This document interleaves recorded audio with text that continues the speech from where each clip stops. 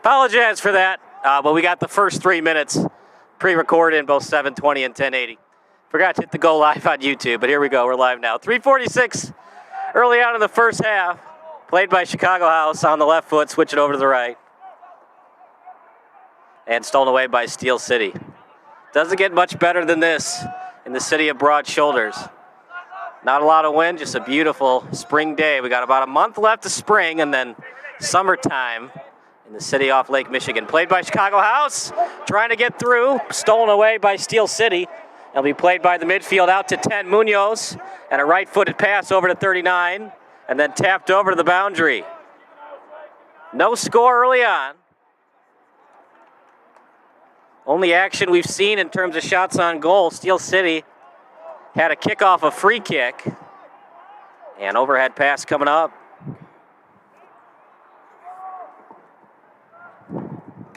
No, on the YouTube channel. Sports Broadcast Solutions.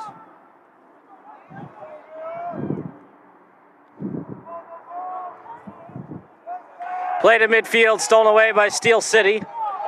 Left-footed pass over to the boundary. Still on his left, dribbling it up. Tap pass, Chicago House on defense, they'll clear it.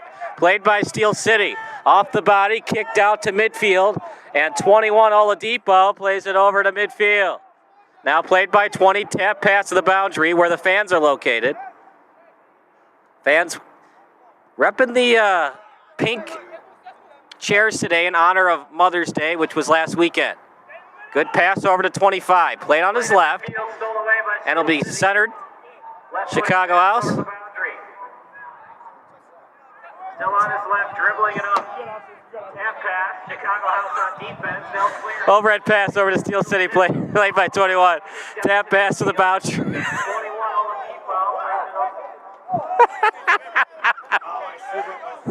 That was the public address. It was on my laptop. It was my laptop right here. That's crazy. Here we go, free kick coming up. It's been a fun first 5 minutes. Never in my broadcasting career did I accidentally get on the public address system. Centering pass.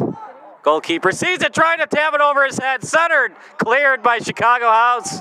It'll be played by 25. 8 to join him from Steel City, tap pass. Stolen by Steel City, and SCF will play it. SC with it. Great looking kick, a lot of velocity on it, but stolen briefly by Chicago House. CH with it, playing it at midfield. They'll get past the halfway mark and now play it at the boundary near the Adidas sign as it touches a foot of a fan. Last touch by Chicago House, played by Steel City. The lights are on.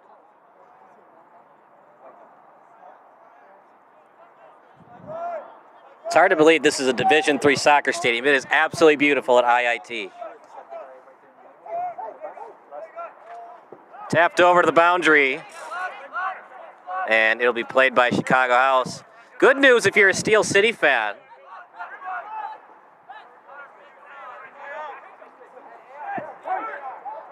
Is most of the action has been played in Chicago House's end. On the right foot, past midfield, tapped over to the sideline. Played by 25 at midfield. Now played by 17. Closely defended by 8, and it's passed over the boundary.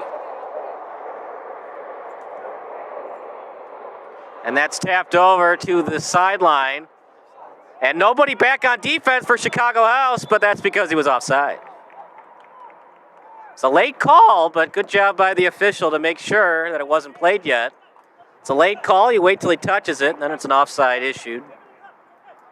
And a little tap pass by the goalkeeper. He's been busy, the Chicago House man between the pipes. He's seen a couple of passes go his way. He's broken them up. Good job reading it. There's a couple of free kicks by Steel City. Let's see what Chicago can do on offense. They've been playing in their own end for the first 8 minutes. See if they can get something past the halfway line.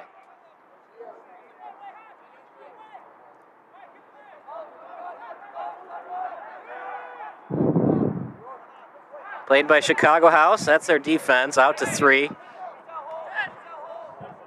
Lots of good passing. Soccer, of course, all about conditioning, also about creativity, trying to space them out and get those passes off quick. Stolen away by Steel City. They're back on the attack. Played over to the sideline by Iniguez. Give and go action at the boundary. No one's touched it yet. Good job not touching it. So close, but no cigar. Did not hit the feet of the number 5 defender of Chicago House. They're still deep in their own end, about 3 feet away from the corner, so still have a long way to go to get out of trouble here. Out at the yellow line, now played way deep in their own end, and then kicked up by the defense of Chicago House on the right foot. Little hesitation move, tapped over, stolen away by Steel City, and now will be played by the Steel City goalkeeper. Both goalies repping green. Different socks, though, for Steel City. Yellow socks of the goalkeeper, green, light green, lime green for Chicago House AC. Chicago House Athletic Club and Steel City Football Club knotted up at 0.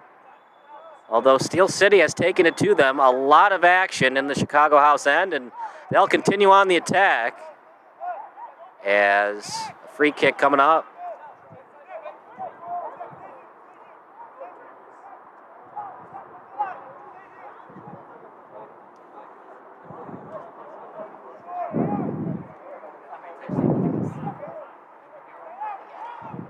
Steel City takes a lot of time on their free kicks. You don't see that a lot at this level. Usually they like to go fast because you never know when you're going to need more possessions.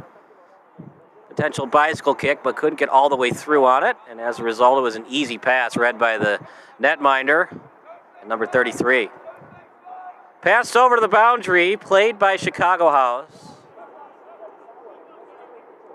Off the right foot and then tapped over off the left. Sent over to the boundary, picked up by 3. Just having all kinds of problems getting it past the halfway line. Gotta wonder if they need to make some changes at halftime, see if they can get some more on the attack. Stolen away by Steel City. Chicago House having to commit a lot of numbers on the defensive end, make sure they don't give up a goal. It's sent over to the sideline. Great play! Very clean, but somehow kept in by Steel City. And another foul. I disagree. I thought that was clean. Did not go at the feet, went at the ball. Gotta be careful. A yellow card's not issued. We had a yellow card in the first 30 seconds of play.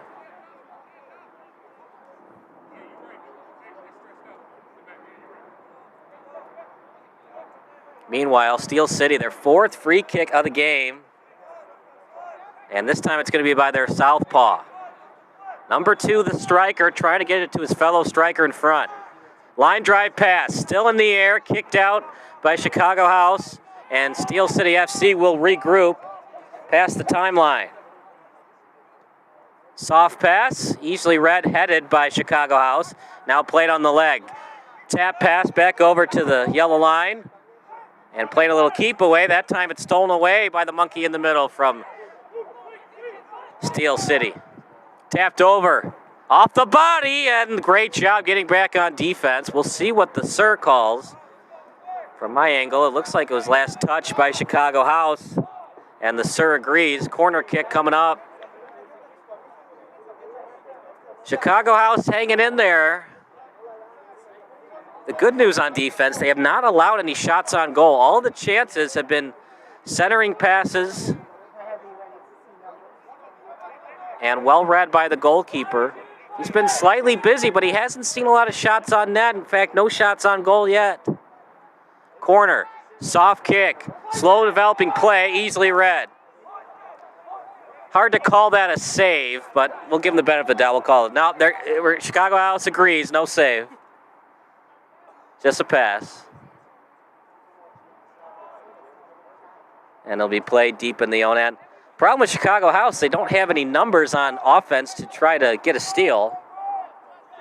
And it's easy for Steel City to regroup.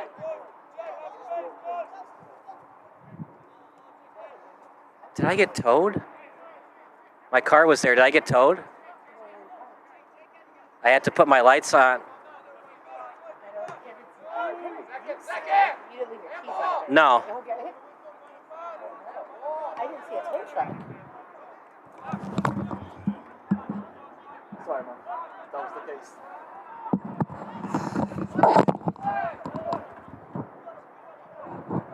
Was it actually in the lot? Or Yeah. outside? It was in the lot.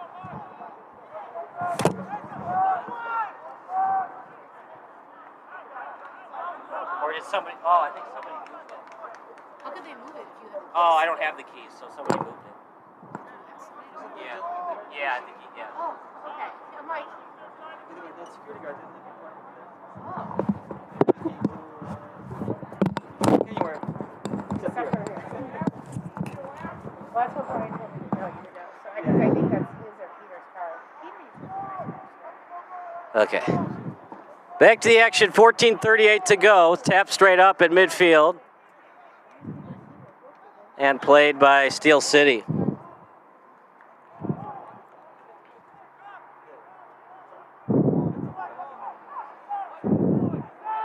long as you got in, we're all good.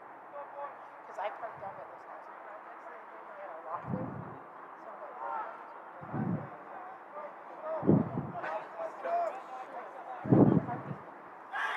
Slide tackle, and that's definitely illegal. Went right at the feet, no ball.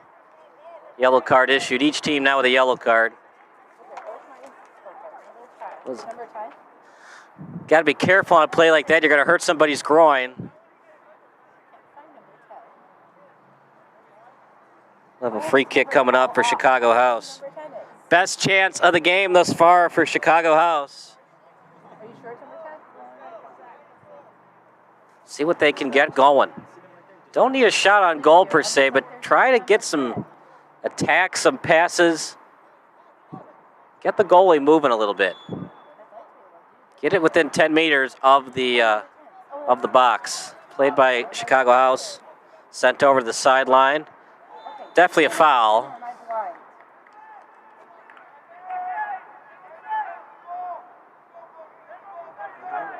And they don't call it. In fact, they're going to say it's on Chicago House. I kind of disagree. From my vantage point, looked like Steel City bumped him, but they're going to say that 14 of Chicago House bumped him to try to get that ball. Soccer ball retrieved by Chicago House, stolen by Steel City. Offside. Might be one of those 1-0 games that works well for Chicago House. They can maintain their defense, get I'm not going to say a cheap goal, but on your few attacks, get a goal and win 1-0. Just got to win. Find a way to get the victory.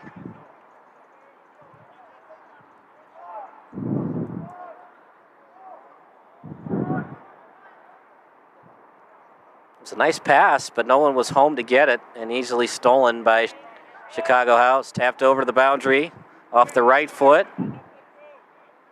And once again, Steel City has numbers to steal that ball away. What they're doing is they're getting quickly into the play, a lot of speed, and they're putting two people where the ball is, crowding the Chicago House defenders and midfielders and stealing that ball. 25 went after the ball, no yellow card obviously, but it was last touched by him. And Garcia headed over to the sideline off the knee. Steel City ball again. We'll try it again, and this time they get 3 meters closer. Now 21 will play it. Dillard.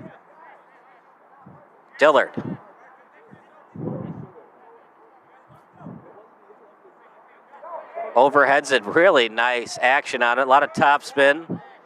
And then cleared out. High arching kick.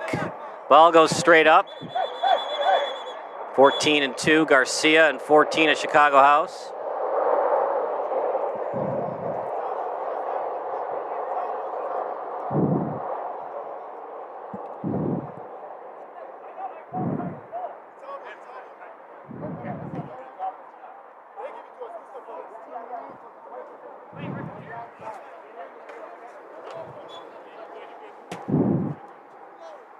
And they'll regroup, kick it back to the goalkeeper.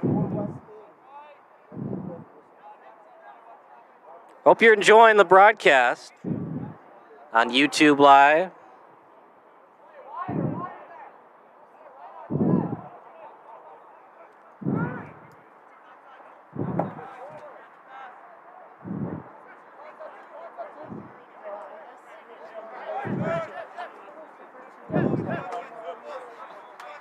This is a Chicago House team.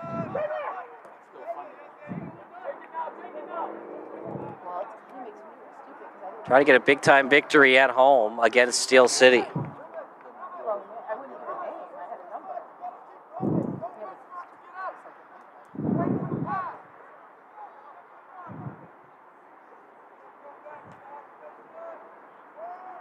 Overhead pass picked up by Chicago AC. And Joel Serrano in net. No, sorry, Brandon Barnes in net for Chicago AC.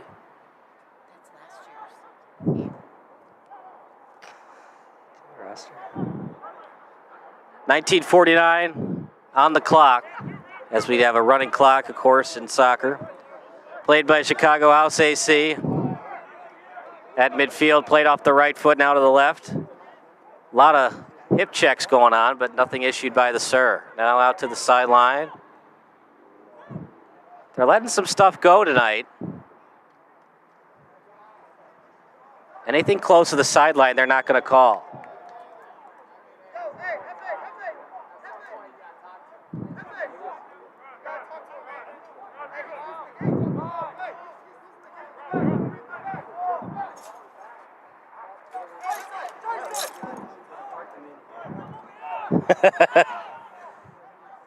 $20:37 to go.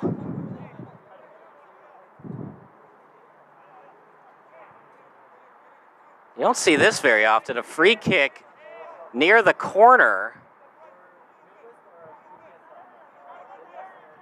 And obviously this is a huge break for Steel City. Now they get, we'll call it 3 meters ahead of the original corner kick spot. As they'll center it. Great play by 33. Placed in front. Man was wide open, just past the feet of 18. Man of the match thus far, 33 for Chicago House.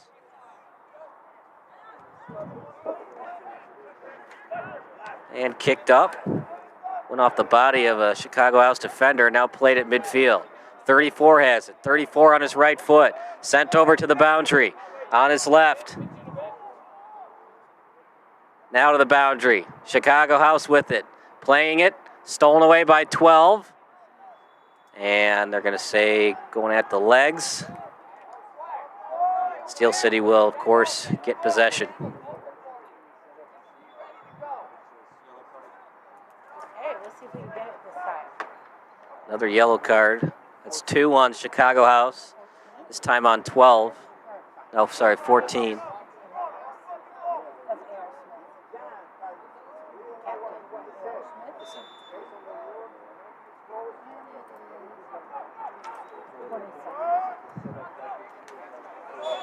Headed over to the sideline. Garcia will play it on his right foot.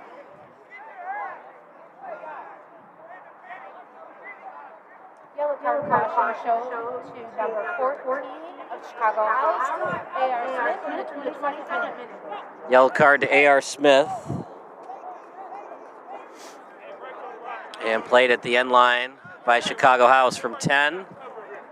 Tapped over.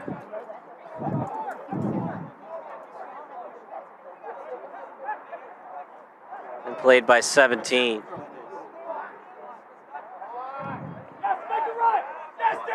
$20 with it. Good attack going for Chicago House. Shot on that went very wide. I like the idea, though, close enough to consider it and try to get that goalie moving a little bit. See if he's still awake.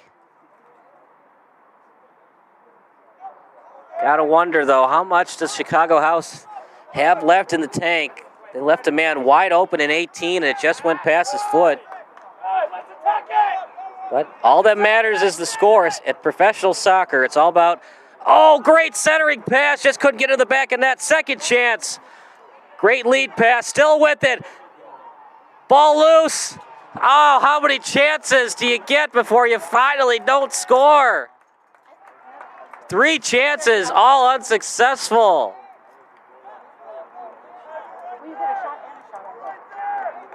Great lead pass, somehow didn't go to the back of the net. And finally, the goalkeeper for Steel City was tested. Line drive kick. And it finds its way past the halfway line, played at midfield by Chicago House. The Athletic Club from Chi-Town with it. Now played by Steel City. Great play on defense, forcing a loose ball. And almost lost possession of it. 8 fell to the grass, had to play it off falling down. And now they're going to say that it's a foul committed by Steel City.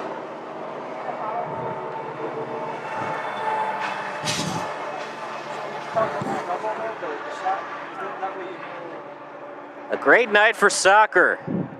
The beautiful game. It's a beautiful night for it. It's headed straight up. Kicked out near the yellow line, played by 20. And sent back up about 10 meters away from the halfway mark. Played on the sideline. Chicago House keeps it in. Here we go. They've got numbers. From 5 meters away, trying to center it in front. And we're going to say foul committed by Steel City. Yeah, just like we saw on the other end, it's going to be a somewhat of a corner, and now the call is the ball went past the end line, corner kick coming up. It'll be a right-footed kick as he'll try to place it in front, try to get a rebound chance and a goal. Nope, instead passes out to the sideline. Here we go. A lot of air time. Headed straight up. Goes about 2 meters above the crossbar. No goal.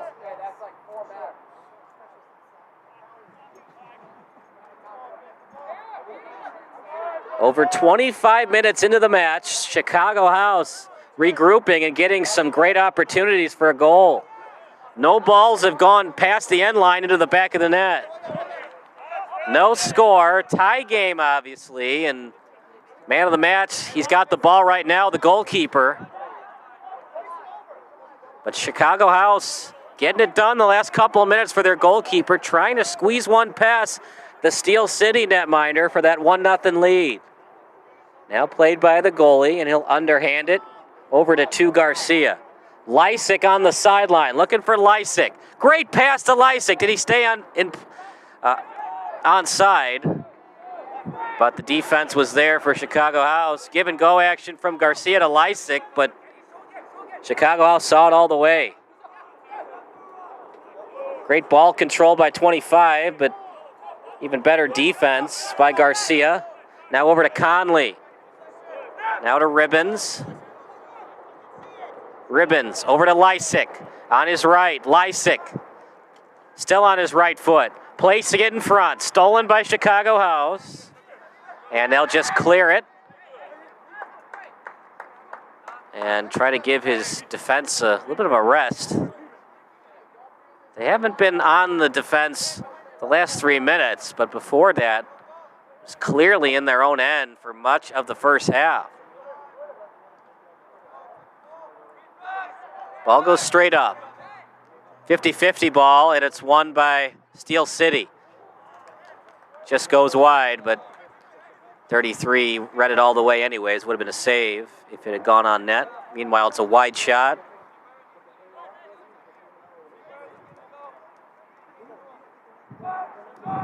It's hard to believe. Just 2 weeks ago, it was cold and rainy, and now it feels like summer. Gotta love Chicago.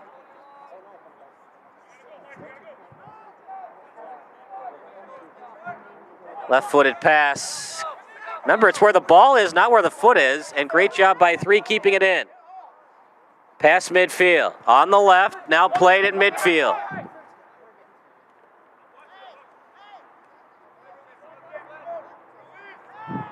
And they'll tap it out to the yellow line.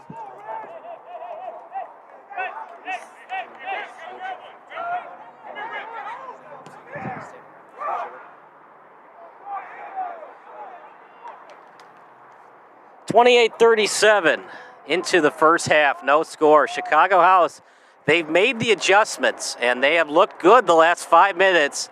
Attacking, getting the ball in deep, and having numbers. Spacing's been there. Now Steel City kind of on their back foot, on their heels, so to speak, and see what they can do on the defensive end. If you're just joining us, it's no score, but Chicago House had a chance 3 minutes ago. Some great passes in front, and they almost got it past the end line, but a late break on the ball by the goalkeeper for Steel City got a piece of it and made sure that no goal was scored. It's 29-26 into the first half, played by Steel City in the National Premier Soccer League. And stolen away out to the sideline. They definitely do a great job with this soccer field. Beautiful trees all the way around. It's well kept. Bunch of apartments around it. It's almost like a public soccer field, public park, the way that it's maintained with all these apartments around it. But it is a very cool complex at IIT. The lights are on as we're getting closer to darkness. Good defense by Chicago House, getting that out. Now it's played 25 meters out by Steel City. Centering pass finds its way to the left side. Played by Lysick, and he lost it. Stolen by Chicago House. CH with it on the right foot. And it's played off the other right foot at 20. Out of the sideline.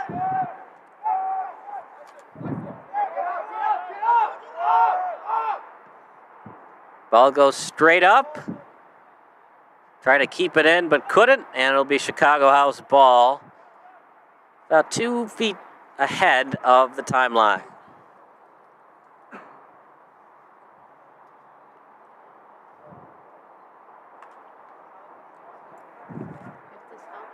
Thank you. Midwest Premier League. Played straight up, now stolen away by Steel City. Now played by Seymour. Seymour played out at midfield. Played by McLeod. Seymour. And that time he was looking for Dunkel. At the boundary, played by Lysick now. And stolen away. Good job getting a piece of it by In Kim. In Kim. And he'll send it over to Diadi. Past the timeline, 31-39 into the first half. As it's tapped over to the goalie.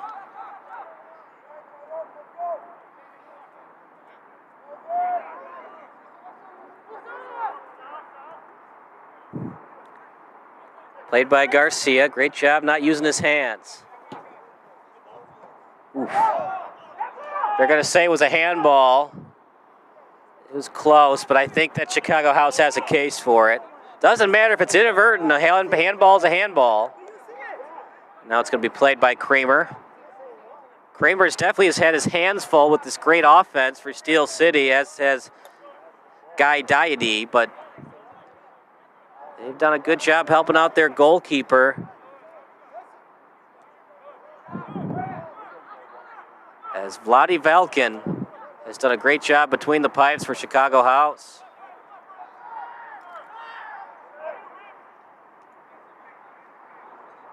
Now played by 25 in Morris. And now sent over to In Kim. In Kim. And that shot goes wide, about 5 meters high.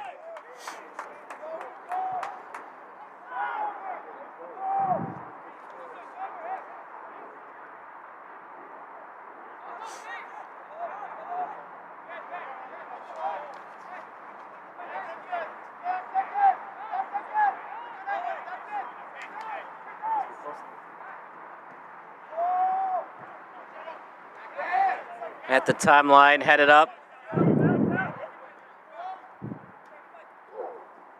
Great job by In Kim, but In Kim might have got a piece of the jersey and held him up.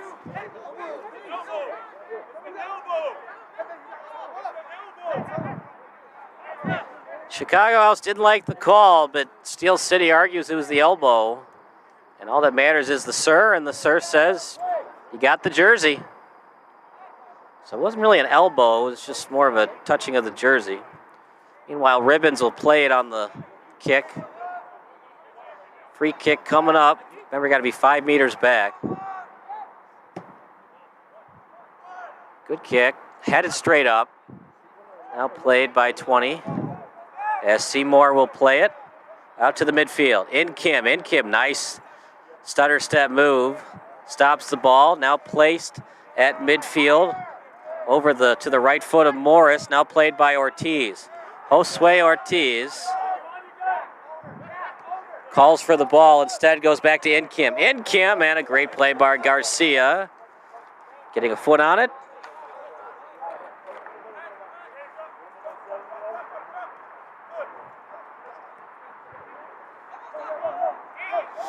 Played by Morris. Right-footed pass back to the midfielders.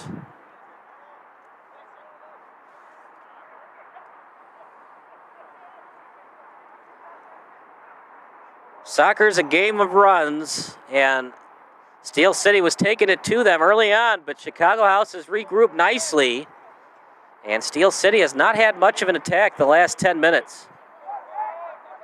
Falcon's been excellent, and his teammates have showed up for him the last 10 minutes or so. Now played by Kim. Little tap pass, and now played by Seymour. Tries to lead him over to the end line, but stolen away by Steel City. Left-footed pass, straight up, headed up, played by 25. Stolen away, and now back out to Kramer, as he'll get his left foot on it. It's got to be a foul, and there it is. This is not football American. This is football European. Cannot push your way to the ball.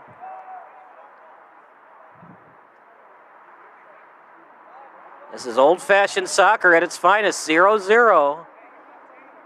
Has some exceptional goalkeeping by Velkin. And turning on the Jets by Chicago House has put them in this spot right now. Good offense, good goalkeeping. And now they are right at the doorstep, scoring the first goal of the game. Off the knee. Left-footed kick, stolen away by Chicago House. And played at midfield. Now out to McLeod. McLeod sends it over that time to Morris. And now played by Chicago House, one-on-one. Trying to play through it. Trying to push his way in. Great sportsmanship that time by Almazan. Not said Almazan's name a lot today, but they insert him off the bench. Spark plug off the bench, and he had a chance to try to break through the defense, one-on-one style, but couldn't do it.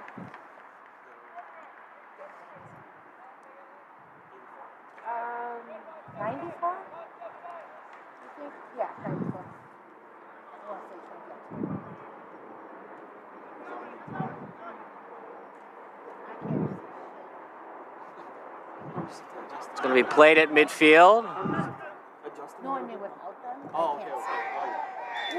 Both players go after it. Hopefully that Ortiz is okay.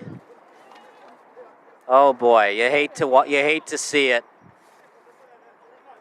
We'll have a stop. Well, they're going to keep the clock rolling. We'll see when they call the stoppage.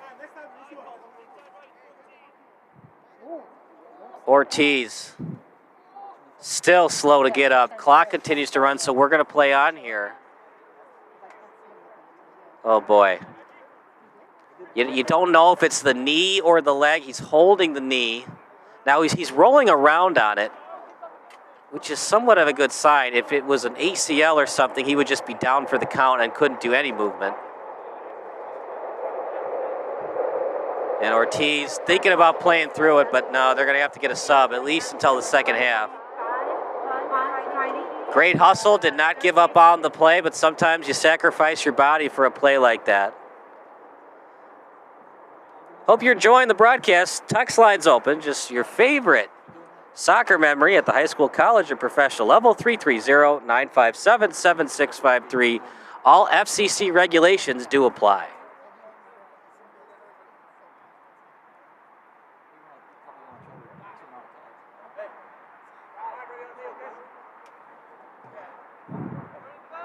Good sportsmanship. That time by Heineke. Nobody's trying to get anybody injured. I mean, it's a tight game, though. I mean, it's nothing. Every goal matters, obviously, and you're going to have plays like that. Injuries happen, even in soccer. So, but you like the sportsmanship by 25. Nobody's gunning to get somebody injured. And Ortiz is going to come back into the game.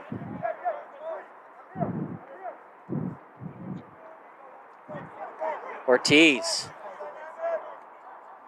got knocked down earlier by Heineke, but he's back in there. Now played at midfield. Tap pass over, give and go, and it's played over to Morris. Morris with it on his right foot.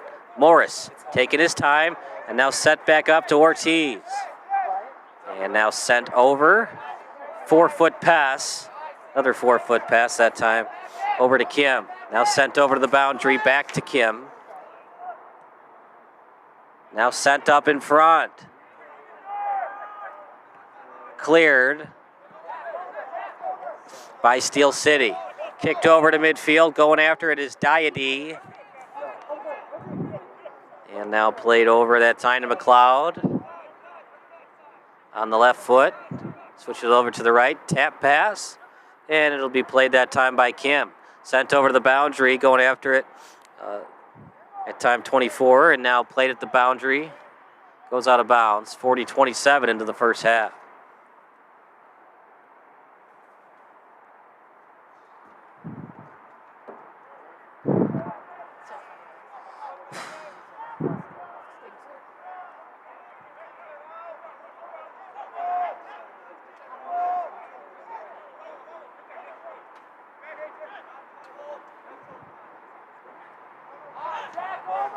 Here comes Chicago House AC. Now played by Diady. Diady gets it. He's got space. Centering in front. Oh, deflected. Ball still loose. Played by Steel City. Another great chance for Chicago AC, but they just can't capitalize. In front. Last touch by Garcia. Corner kick coming up. And leading the way will be Musa Morris.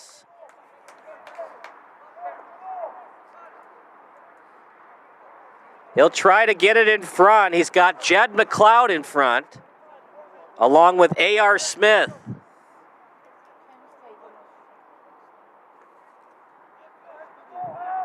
C.O. In Kim will take it. Line drive kick. A lot of topspin on it. Hard to head that thing, and it goes straight out of bounds.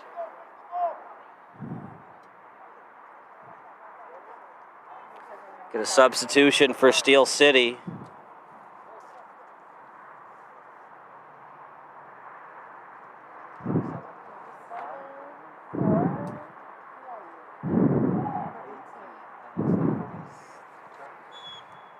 Iniguez will take a seat, 37 in for Steel City. Oh, I don't know their names. Wait, where's my sheet? 37, 18 came out. And it'll be a goal kick for Steel City. Substitution in the 43rd minute.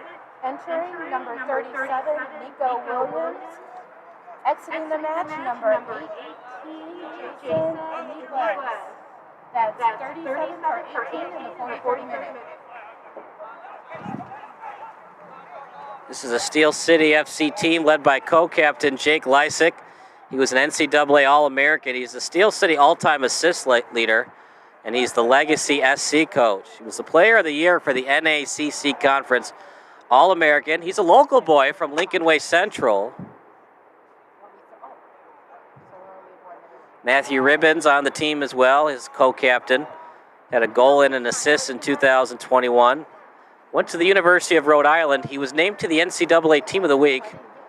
And he's Victor Andrews' all-time scoring leader. Two youth national championships. He's also the varsity coach at Lincoln Way East.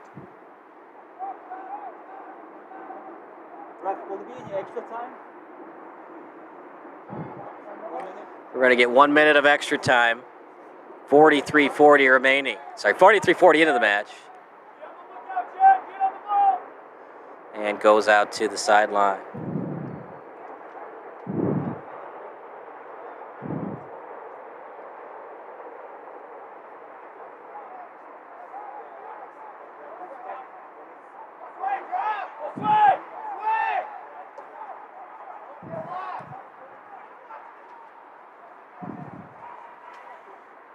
So we're going to play up to 46 minutes. And unless Steel City can get a clear advantage on offense, they're probably just going to play keep away going to halftime with a 0-0 tie. It's a very evenly matched game, but once we got halfway through at about the 27 mark, that's when Chicago House AC began to pick up the pace a little bit and go back into their rhythm on offense.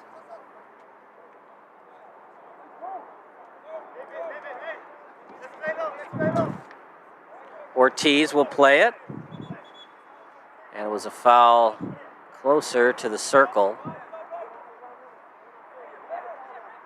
Diady is there along with 8 and Ribbons. And last chance for Chicago House to score before halftime. Right-footed kick played near midfield.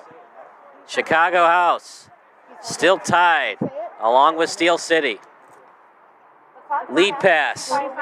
Ball loose, picked up by Chicago House. And now the man off the bench, 37, will get some action. Left-footed kick, well read by Chicago House. Chi-Town AC on the attack. Heineke pleads his case that there was some body checks going on, but it's still going to be Chicago House AC's nonetheless.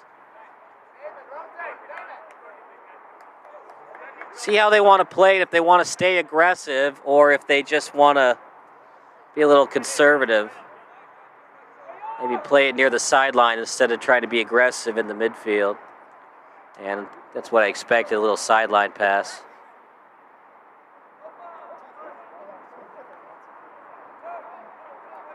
Inch by inch, Chicago House is going down the field right now. And now the ball at the pitch. Played by Heineke, that'll do it for the first half. No score in beautiful Chicago. Vlad Velkin stealing the show between the pipes. We'll see if he can maintain the shutout in the second half. Meanwhile, we'll take a commercial break. You're watching Steel City FC and Chicago Nation FC here on Sports Broadcast Solutions.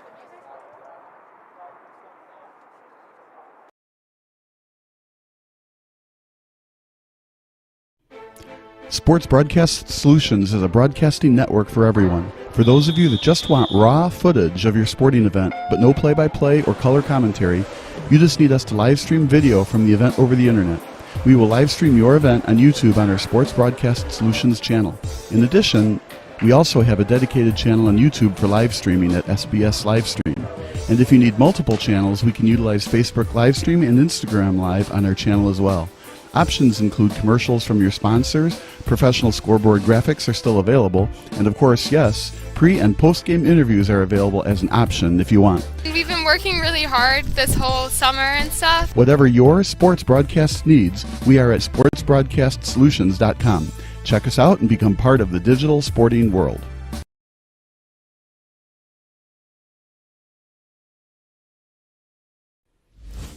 Sports Broadcast Solutions is a broadcasting network for everyone.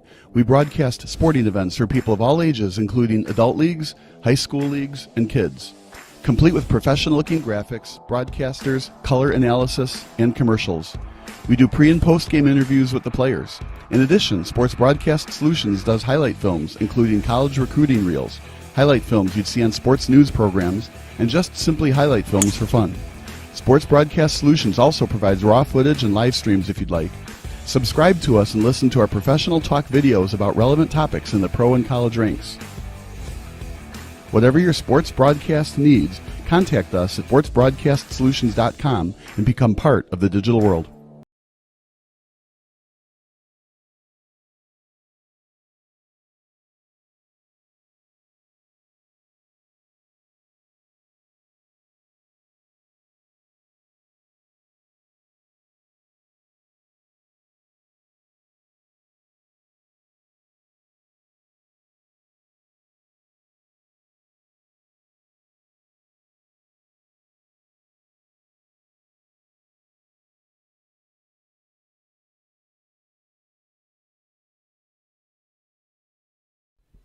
Sports Broadcast Solutions is a broadcasting network for everyone.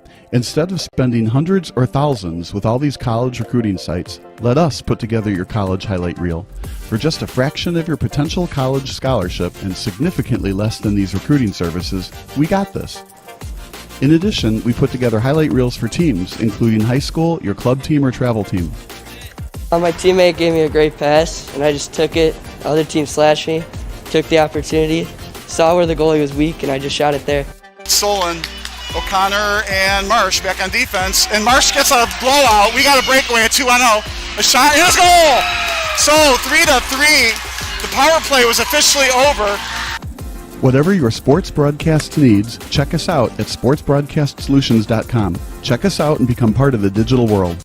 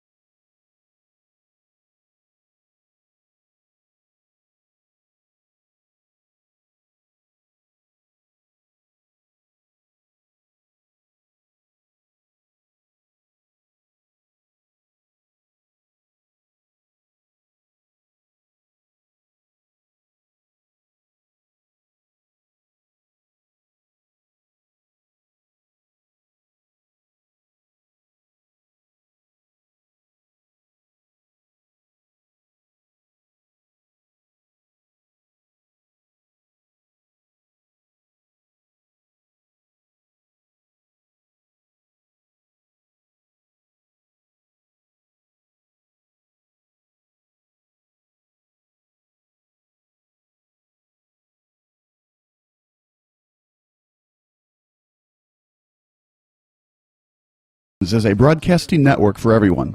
Let SBS broadcast your sporting event.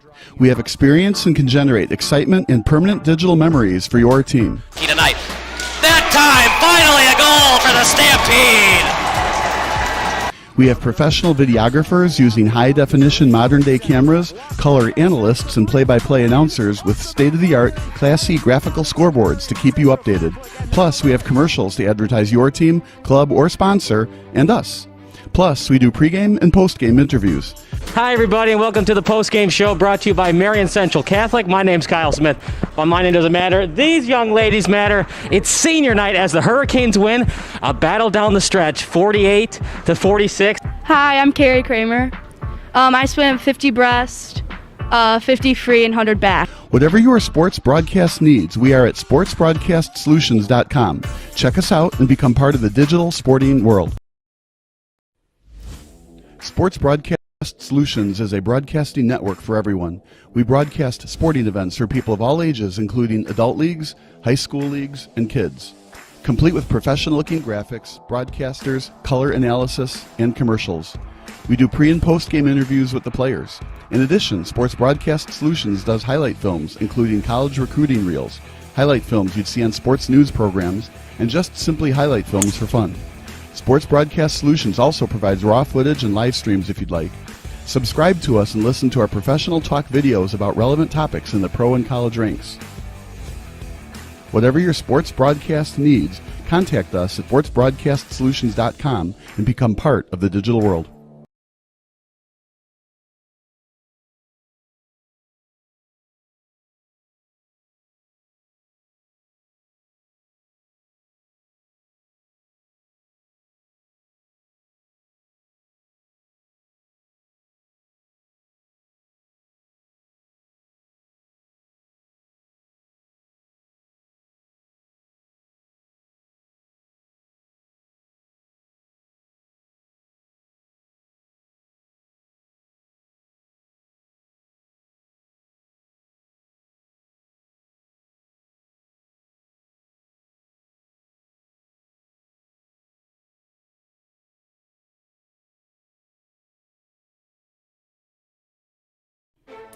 Sports Broadcast Solutions is a broadcasting network for everyone. For those of you that just want raw footage of your sporting event, but no play-by-play or color commentary, you just need us to live stream video from the event over the internet. We will live stream your event on YouTube on our Sports Broadcast Solutions channel. In addition, we also have a dedicated channel on YouTube for live streaming at SBS Livestream. And if you need multiple channels, we can utilize Facebook Livestream and Instagram Live on our channel as well. Options include commercials from your sponsors, professional scoreboard graphics are still available, and of course, yes, pre- and post-game interviews are available as an option if you want. We've been working really hard this whole summer and stuff. Whatever your sports broadcast needs, we are at sportsbroadcastsolutions.com. Check us out and become part of the digital sporting world.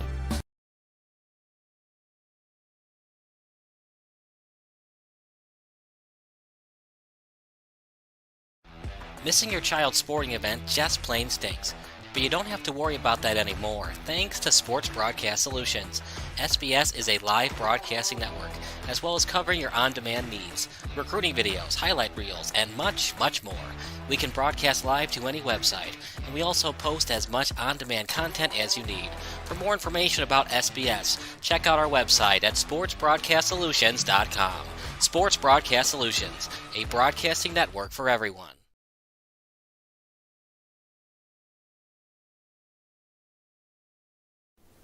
Sports Broadcast Solutions is a broadcasting network for everyone.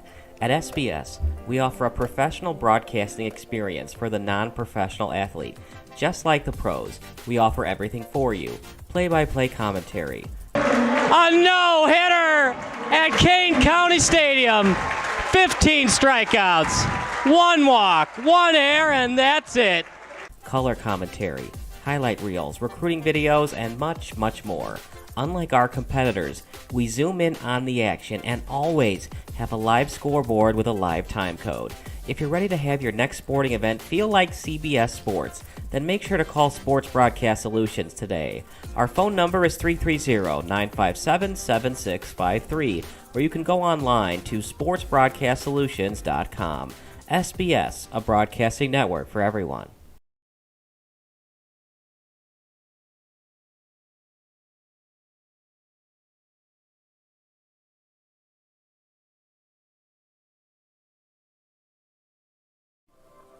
Hey, this is Sarah Greenfalk here of Psych Edge. Do you want to learn how to improve your performance, improve your confidence, improve your resilience? Coming this fall, Psych Edge is releasing 5 workshop classes that will give you the skills to accomplish your goals with increased confidence and resilience. This is your opportunity to learn all the main psychological pieces of mental training in one place, plus the process I've developed to build these skills. Go to my website, psychedge.club, and sign up for my monthly blog emails, which will include the updates on the class release.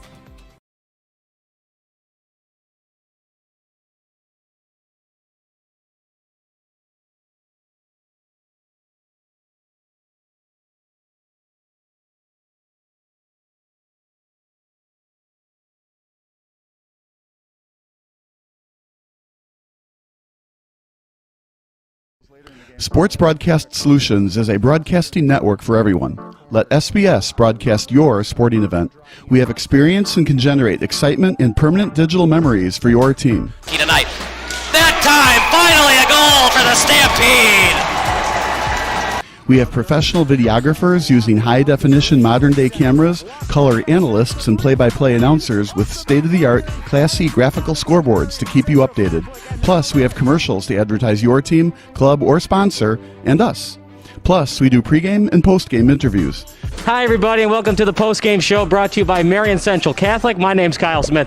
Well, my name doesn't matter. These young ladies matter. It's senior night as the Hurricanes win a battle down the stretch, 48-46. Hi, I'm Carrie Kramer. I swim 50 breast, 50 free, and 100 back. Whatever your sports broadcast needs, we are at sportsbroadcastsolutions.com. Check us out and become part of the digital sporting world.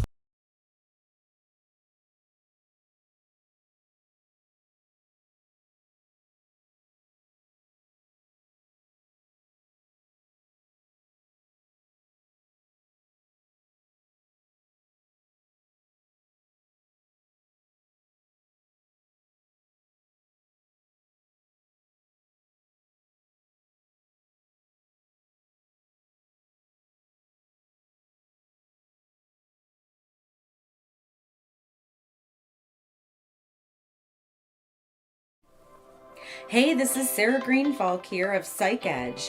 Do you want to learn how to improve your performance, improve your confidence, improve your resilience?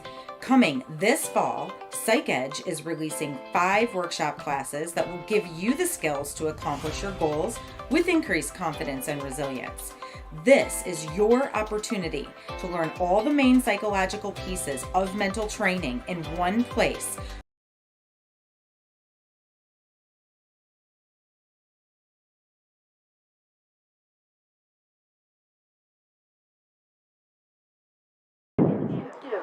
Second half about to start. It's Steel City against Chicago House AC here in beautiful Chicago.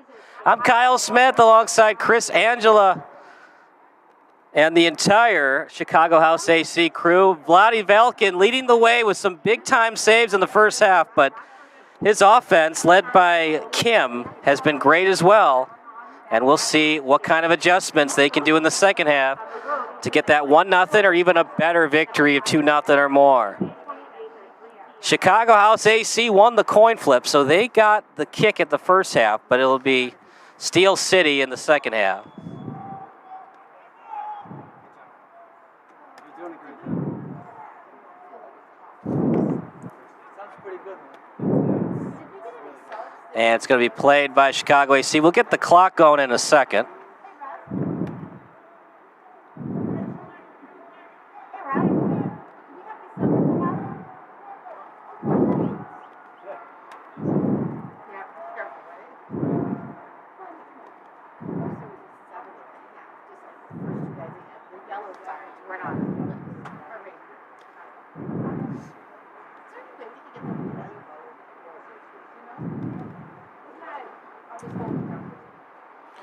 Kick straight up, and it's going to be played by Steel City.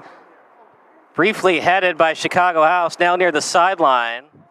And no one touched it, so we'll have a header. No, sorry, we'll have an overhead pass by Steel City. Now stolen away by Chicago House. Tap pass near midfield. With it briefly was Kim, stolen away by Steel City. Now played near the boundary. Steel City players flying. As they collided, ball still loose. And it should be a foul on the play.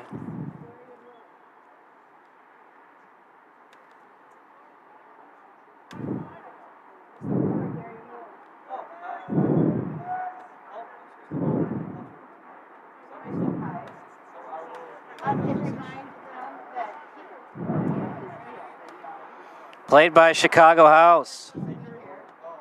As it'll be sent back over to Valkin.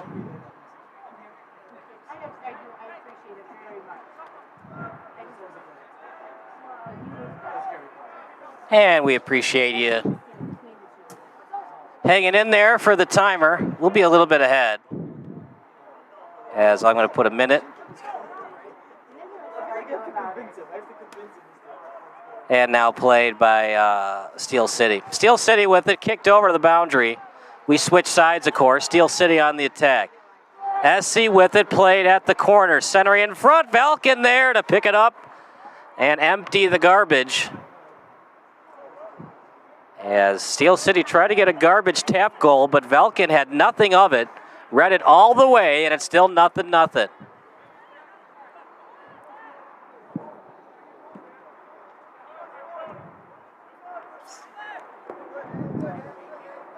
Played that time at the boundary.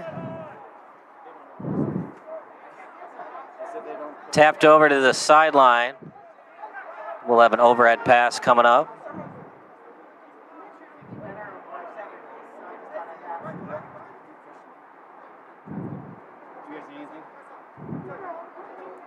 Now played by 24 that time, not on the roster. Steel City, and they'll play it back to their own goalkeeper.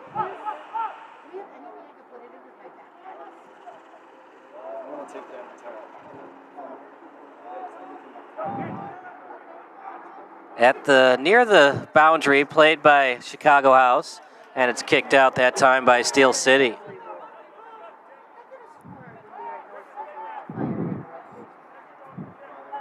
At the boundary, played by Chicago Nation. They'll do a little tap passing at center line, and then kicked out to the other sideline. Falling down We've seen a lot of that happening in this second half. Some collisions, bodies flying. It's a close soccer game, the closest you can get. 0-0 as we get deeper into the second half. Cleared by Steel City. They go on the attack, past midfield. On the sideline, from the left foot, now to the right. Great move! No choice but to bring him down. Nothing issued. And that's big. It's still Steel City ball, but it would have been a free kick if there was a foul. No foul called. Instead, it's an overhead pass. In the Midwest Premier League. This Steel City FC team, led by their co-captains, they've been pretty quiet on the offensive end, although we saw a free kick by Rebens.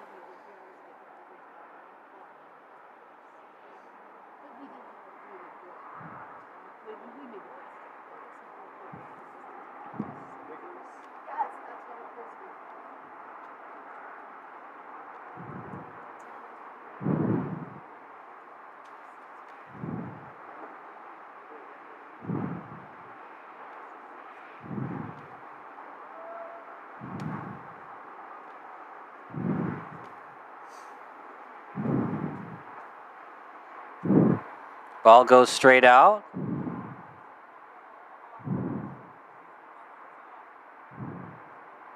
He'll be played at the sideline.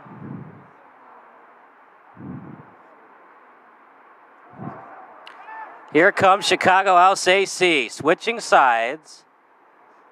Now played at the boundary, tapped in front. No one home, and read well by the goalkeeper. The only men that can use their hands, only men that wear gloves unless it's a cold day. Kicked out by the man off the bench, and it goes out of bounds onto the grass. A beautiful turf field. I know I've said that a lot tonight, but I just want to emphasize how great this game is and how great this pitch is at IIT. It's a great school academically, but you can also play a little sports here. See what happens down the road. You know, Duncan Robinson, the Miami Heat are back in the Eastern Conference Finals. Duncan Robinson was an original D3 player at Loras College. You just never know. And Max Struess, who's also on that Heat team, believe it or not, he played Division II ball at Lewis University and then transferred to DePaul, and now he's got a chance. 4 wins later, they'll be in the NBA Finals. I like their chances, regardless of who they play.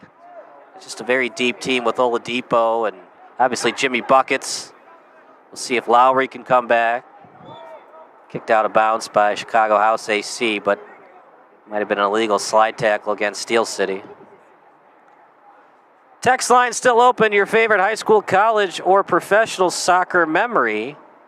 Just text 330-957-7653.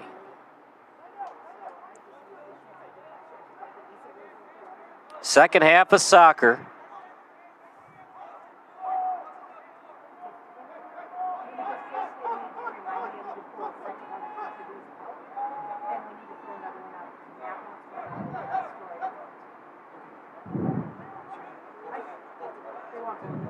You'll have a free kick. I was right. There was definitely some action on the slide tackling. Here comes Chicago House AC. Great pass. Who touched it last? A lot of clapping from Chicago House, and it was indeed off of Steel City. Corner kick coming up. Let's see what they decide to do on this play. Kim will take it as they try to set it up in front. Kim thought about doing a quick give and go, but instead he'll reset. You want to get that ball nice and high. And now Kim has it. They did not get the pass in the air, and I don't know if that was by design, but it was stolen away nonetheless by Steel City. There's never a guarantee on a corner kick, but you want to give yourself a chance. Valken cheats up. He was about 25 meters outside the end line. Went after that ball, got a piece of it. Ball goes out of bounds. Seymour after it, and Seymour will take it.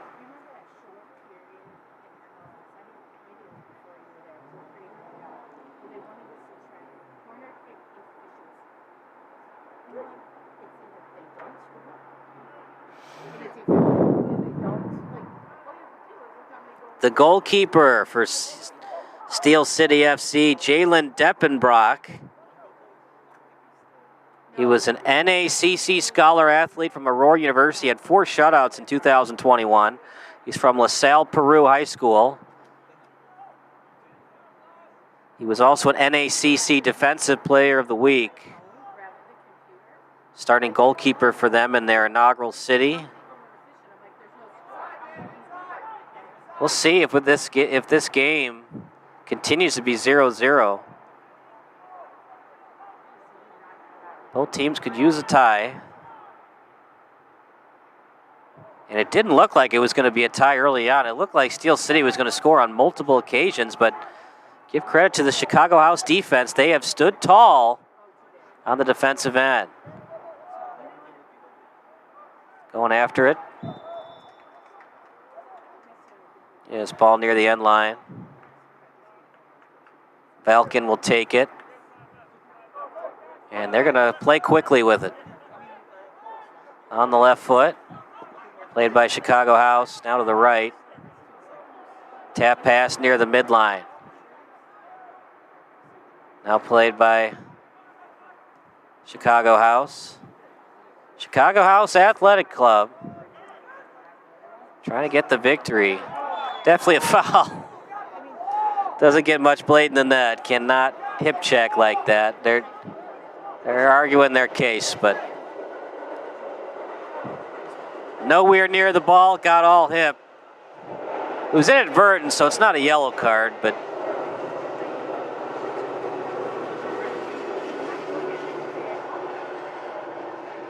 it's going to be a free kick nonetheless for Ribbons and Steel City.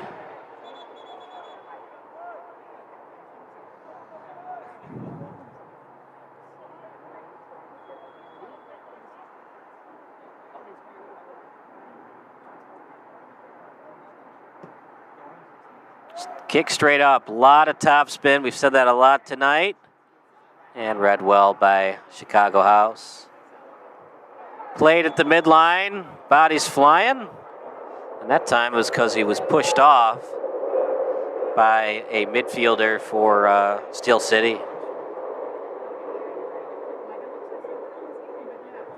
Hope you're enjoying the broadcast. We appreciate everybody watching. We got 30 watching right now. Just a beautiful night for soccer.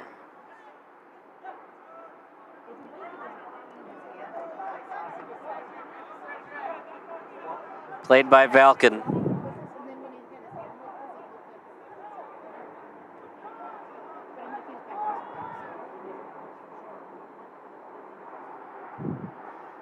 We've seen Iniguez a little bit tonight. He went to Lewis University. He was All-State from Lockport High School. Ball loose, set up in front, and then cleared by Chicago House.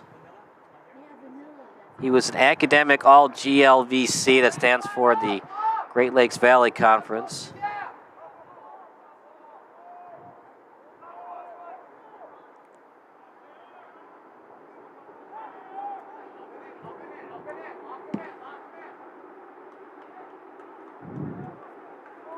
And we're going to actually, because the way they do it here is they don't stop the clock. They continue on from the previous clock. So right now it's at 57:52. So we'll change that so you can see that on from where you're watching the broadcast. So we're going to stop and we're going to reset it to 58:10. And we'll start the clock there. Just so you don't get confused. Oh, centering pass in front, tried to tap it into the net. The few opportunities Steel City's had the last 25 minutes and a goal! First team to score is Steel City. And the young men who grew up near Frankfort, Lockport, and a couple other cities score. Initial inclination is it's number 7 for Steel City.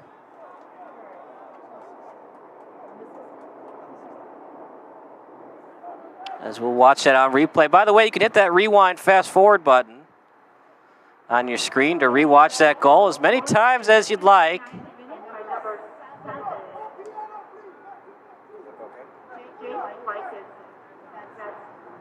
Number 7 in the 59th minute for Steel City FC.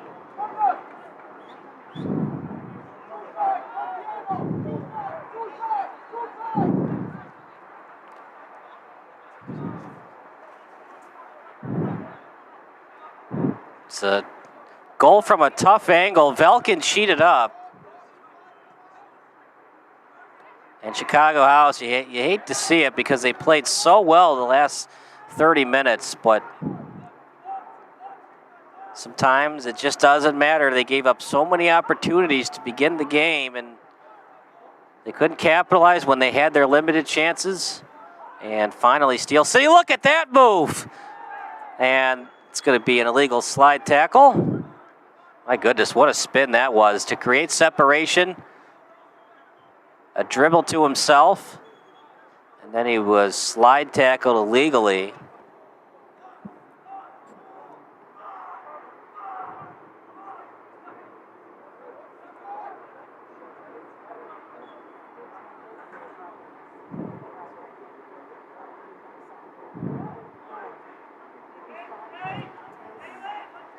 Free kick coming up. And just too high. It's a straight shot, actually, and went about 5 feet above the goal, above the crossbar. Still early on in the second half. No need to panic if you're a fan of Chicago House, but that one was somewhat of a killer, as it looked like Chicago House had a chance to sneak away tonight with a 1-0 victory, but Steel City was there to get the first goal of the game.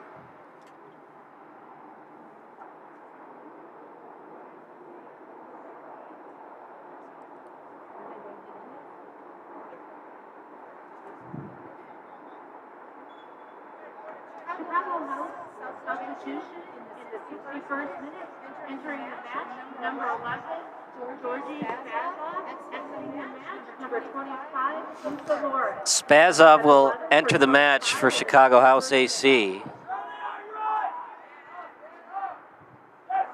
Great shot, but an even better save by the netminder. In his second year manning the pipes, save of the night.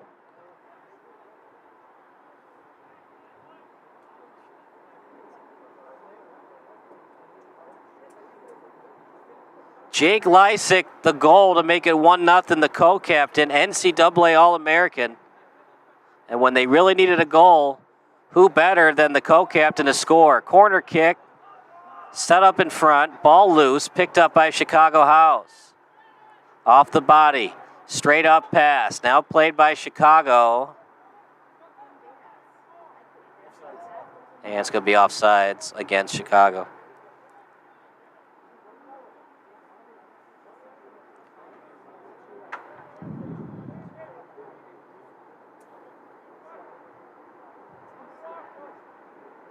And that might be the only goal that Deppenbrock needs for the shutout.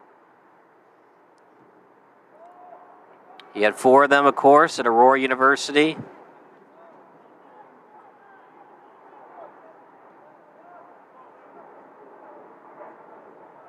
But we'll see how Chicago House answers.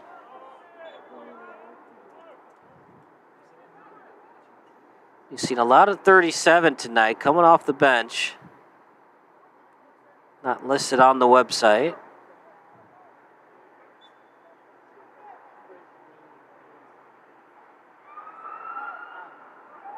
It'll be played by the co-captain in Rebens, and now played out to the goalkeeper. Sorry, Ribbons. Now out to 20, 63-25 into the match. And Steel City scored 5 minutes ago. That is where we stand, 1-0.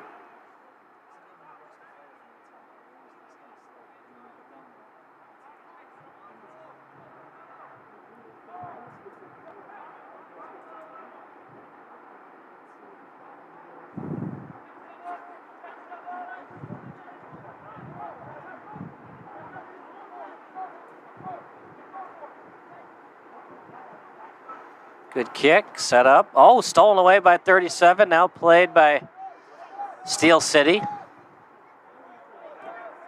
Played at the end line and sideline, now played by Chicago House. Back to the goalkeeper, good pass that time by 2. And stolen away by Steel City. Leading the way is Haneke. Set up in front, shot, save by Valken, big time save. Standing tall between the pipes. Valken's already given up 1 goal, cannot afford to give up another one. But some excellent passing in front to set up that play. Ball loose, picked up by Deppenbrock.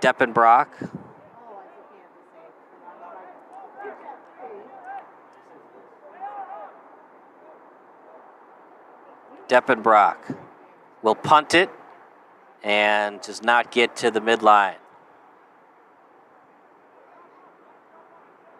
And it's going to be a foul committed by Chicago House AC. Very quick developing play. Steel City on the attack. In front. Haneke cannot get it on net. Now to the corner. Played by Steel City. Lost it. Now retrieved by Kim. As Kim is met that time by Lysick. Kim plays it over to his teammate.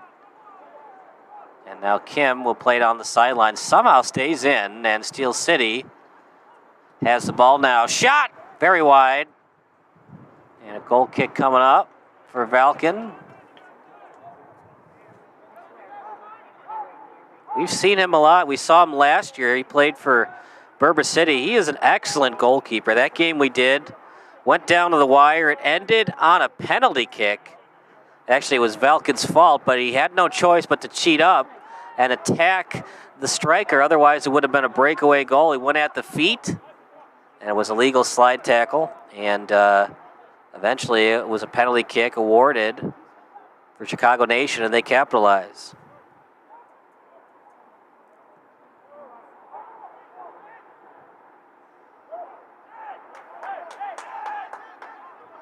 Valken retrieves it, and he does a little bowling type of pass out to the sideline.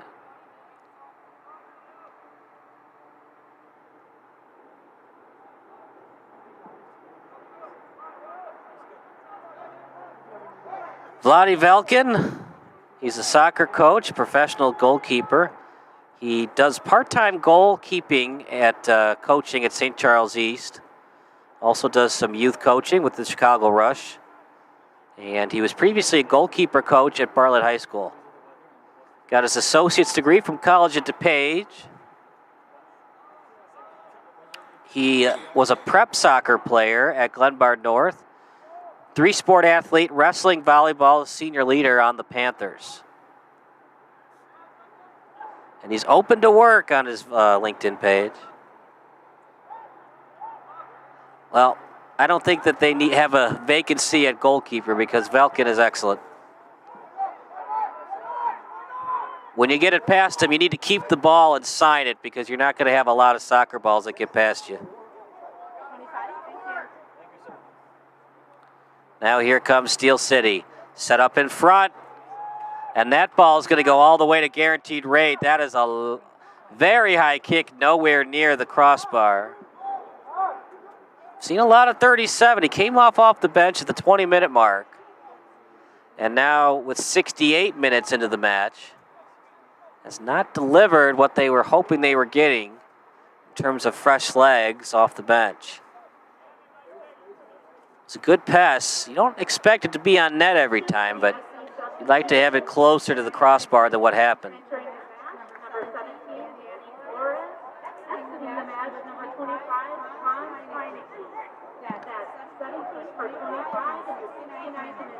Haneke will take a seat. Now played at the end line. Who touched it last? It was, in fact, Chicago House.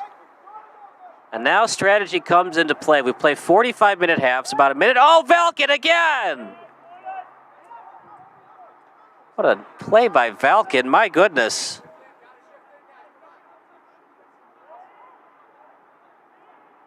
Such athleticism in between both posts.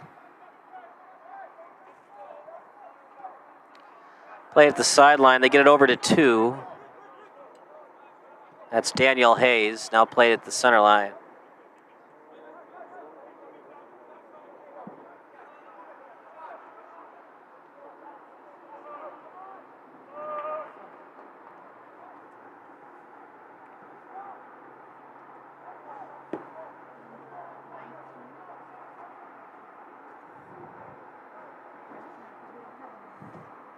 Thanks for watching this broadcast. We appreciate it. If you're just tuning in, 1-0 is in fact the score. Lysick, the difference maker, he scored in the second half. One of the main reasons that Chicago House is in the game is because of their netminder, the big man between the pipes and Velkin.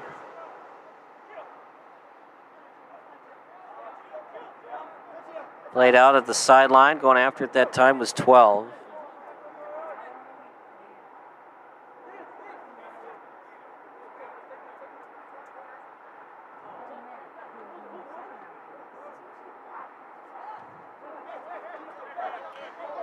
At the sideline, going to be played by 11 that time in Spazov, coming off the bench today. Went near the feet of Seymour, now at the sideline. 37 shaken up for Steel City. Little lead pass, no one home to retrieve it, and now obtained by Valkin.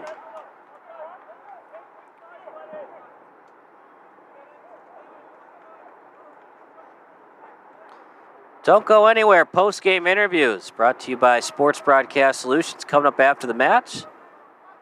See if we can get Valkin or one of the strikers for Chicago House.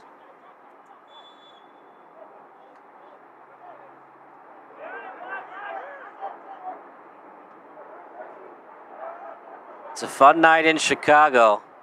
Thinking about after the match, see if I can sneak in for the last couple innings of that White Sox-Yankees game. Although with Garrett Cole pitching, it might not be much of a game.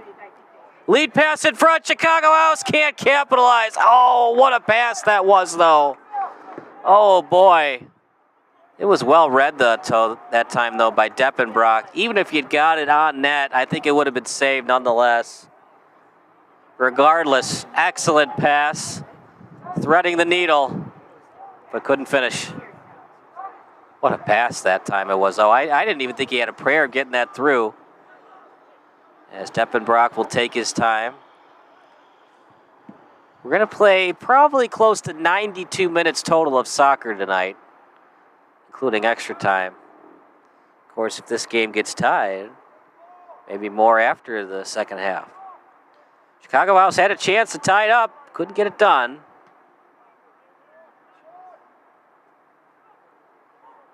Now played by Steel City.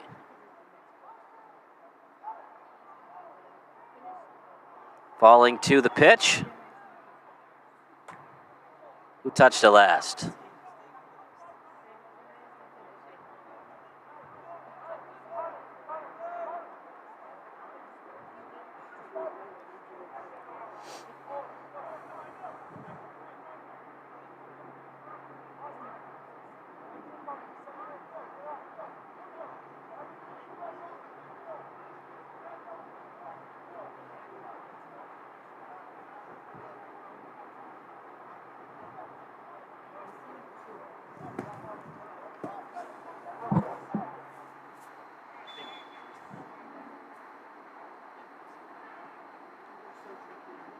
Oof. Closer than I thought it would get, but great job by Valkin playing the right post. And only chance that the ball had of getting close to the net, it would have been deflected by Valkin. Unfortunately, he couldn't finish the save, and it deflected off his hands out of bounds. So we'll have a corner kick. Have not seen a shot off the corner, and we've seen this a lot tonight. Faking the corner, and then kicking it to a teammate, and then they do the corner 3 feet away from the quarter kick line. Out at the sideline, who touched it last? And the sir says Steel City. Ooh, man, looked like that might have gone off the neck. Taking one for the team. Here comes Steel City.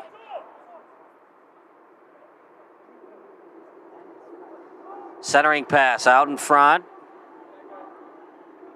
Now played by SC. Here goes SC. Shot!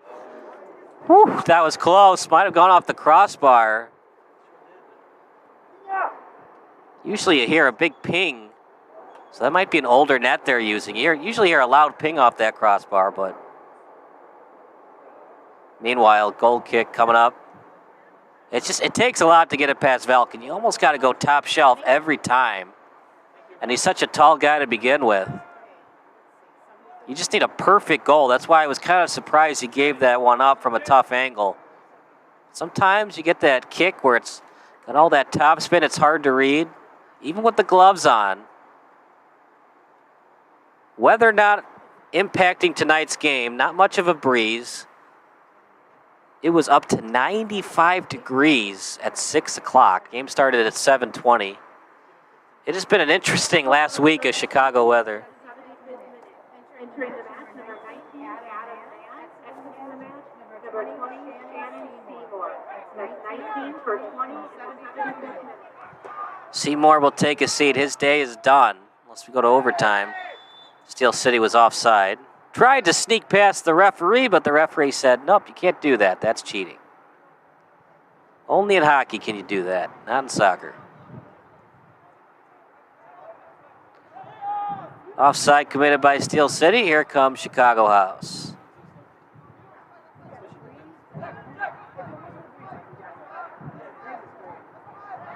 Not a bad game played by Chicago House. Two evenly matched teams. Just got to get those shots on net. I mean, that's really what's hurt them tonight. They've had their opportunities. Maybe a little bit less passing. Soccer is just a beautiful game because it's not like hockey where it's crash and net philosophy. Shoot, shoot, shoot. Get it past the blue line and shoot. Soccer's interesting because you always want to have a lot of nice passes, be creative, always keep the goalie off guard. It's not really a crash and net philosophy like hockey is. I think that's why they call it the beautiful game, among other things. It takes a beautiful way to score. And sometimes, though, you can get too creative with it. And it leads to not getting shots on goal when you probably should have been a little bit less creative and a little bit more assertive and kicking that ball into the net, at least attempting to.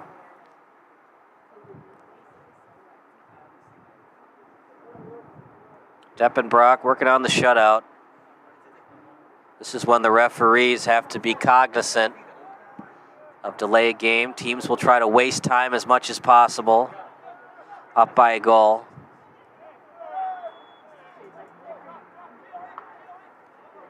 Too much body hitting from Chicago House. You can go after the ball, but you cannot push the person off to get the ball. Slow to get up. We'll take a 30-second break. Hope he's okay.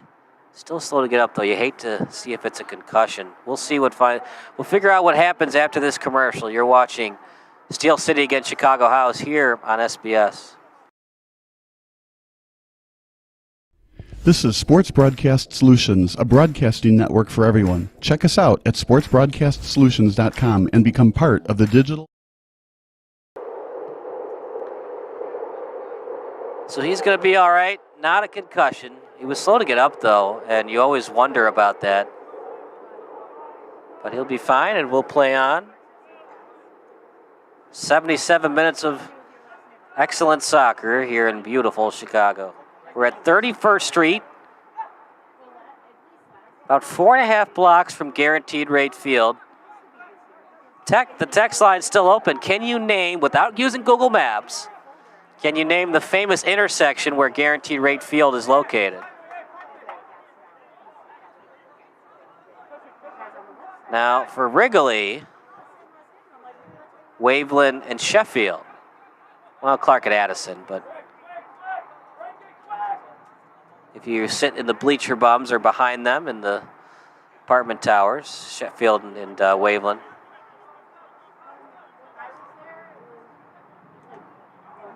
Shot blocked that time by Steel City as that shot goes wide.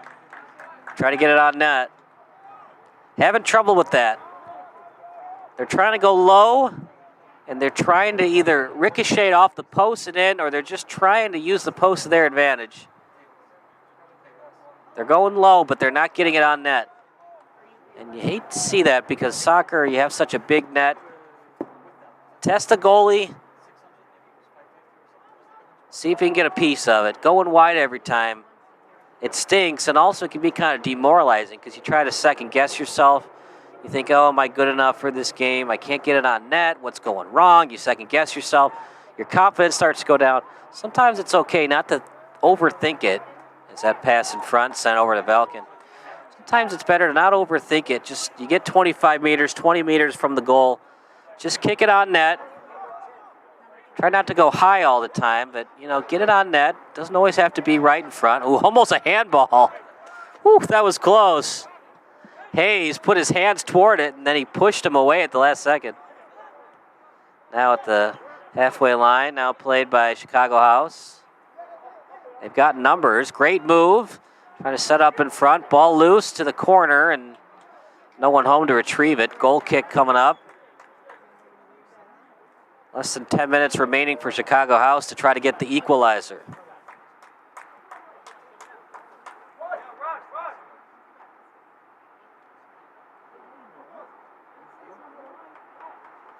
Nico Williams, number 37 from South Suburban College. Thank you, Jay Gonzalez. YouTube live chat is ready for you tonight. We appreciate everybody watching. We are now up to 33 viewers.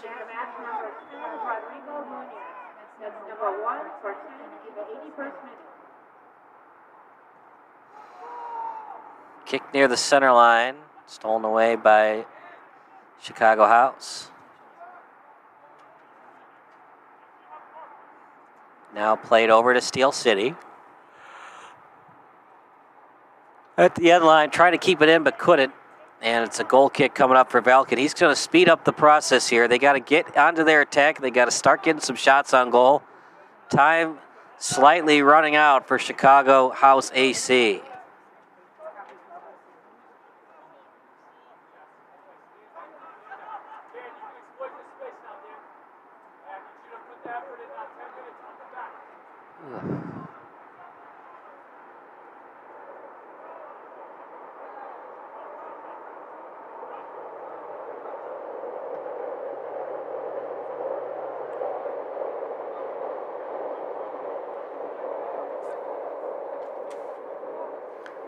Home games coming up for Steel City. They play Raptors, the Iowa Raptors, on May 21st. And then RWB Adria at 8 p.m. The home opener, $2 tacos, $3 beers, $4 margaritas. It should be a good game between the Iowa Raptors and Steel City. That's sponsored by Always Home Real Estate Services.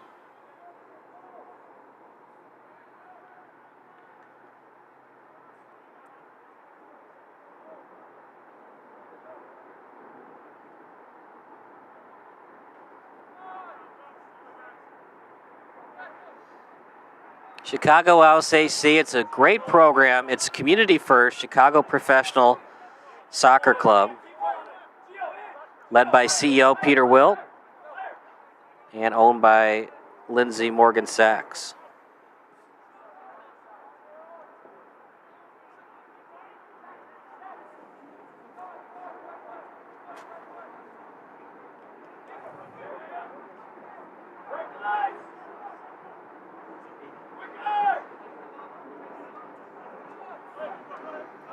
.83 minutes into the match. If you're just joining us, Lysick with the goal. That's where we stand.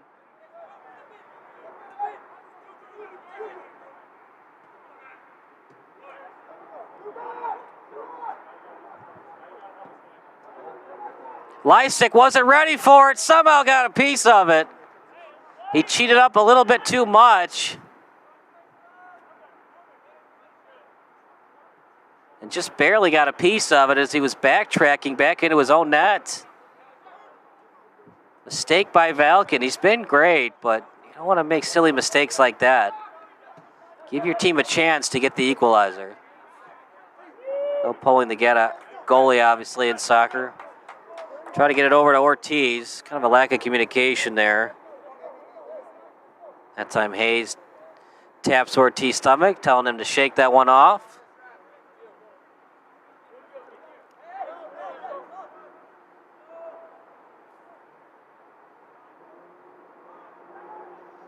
Ball about 20 meters away, stolen away by Chicago House. Now at the end, now at the sideline, give and go action. Out to center, now played by Steel City. At the midline now, stolen away by Steel City, and now played by Chicago House. CH with it. At the center line, off the left foot, now played to the yellow line. Tap pass over to the sideline, giving it up to the corner. And Chicago House still with it. Last touch by Steel City. Corner kick coming up. Not going to say the last chance to get back in this, but a golden opportunity. But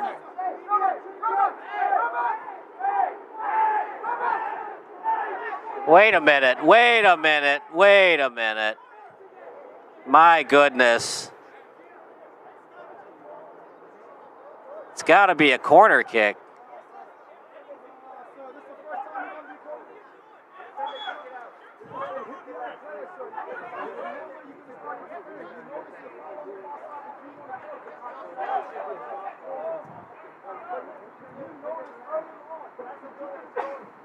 I was like, what is going on? Now that sucks for Chicago House. That's a minute wasted, but I'm sure the ref will make up for it with extra time. I was like, there's no way that's a live ball, a goal kick. That was clearly off Steel City. Got to keep it fair here. The official knew it, and they tried to pull a fast one on the Sir, and the Sir said, I don't think so. Clearly a corner kick. Just a beautiful night in the city of Broad Shoulders. We're about, I don't know, if you want to take the side roads, about a 10 to 15 minute drive from the downtown area, 20 minutes away from Merchandise Mart. The third most populous city in the great country of the United States. And we're playing the oldest sport tonight, soccer, or as the Europeans say, football.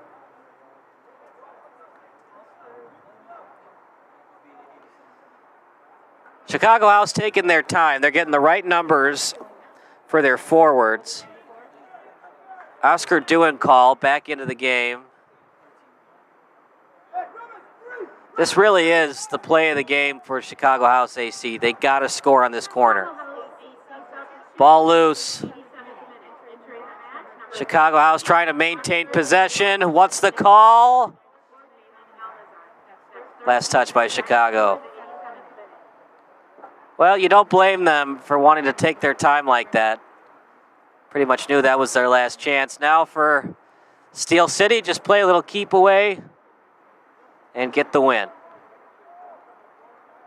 No need to be too aggressive if it's close to Chicago House stealing it, just kick it out of bounds.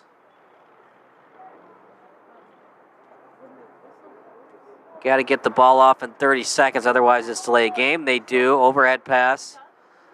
And now the midfielders are going to have to cheat up. Valkin's got to hurry, and he kicks it over to his teammate. Chicago House on the rush, nearing the 88th minute. No choice but to be aggressive there, but definitely got a piece of the foot before the ball arrived. Interference, and it's going to be Steel City ball. Lysick, what a shot that was. Past Valkin to get the lead and most likely the win.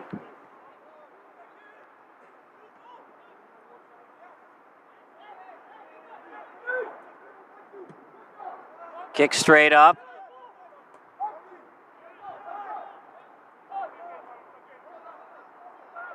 Now played near the midline. Chicago House AC trying to tie this one up. Duencole had it. Now to the sideline. Played by Chicago House at the boundary. Takes his time. Now set up. About 15 meters away from the goal. Still with it. Dribbled up. Stolen away. They're going to kick it out of bounds. At least try to. They can't get it out. And now Chicago House has to do their best to keep the ball in bounds. We'll still get extra time because of what happened on that corner, but not too much. We'll get about a minute extra of extra time. And remember, Chicago House took their time, about 2 to 3 minutes on that corner. I understand why they did it, but now they really have to hurry. So we'll play up to 93 minutes, 3 minutes of extra time. Remember, 90-minute halves. So when it gets to 93 minutes, that's it. The defense was excellent tonight for Chicago House. Really was, I'd give them an A-. Really just got to get those shots on net. That was it. Everything else was great. Valken, not too sure what happened on that shot from 35 meters out. He wasn't ready for it, but he got back in time to deflect it. But they're going to play 4 minutes. So 94. We're going to get to the 94-minute mark.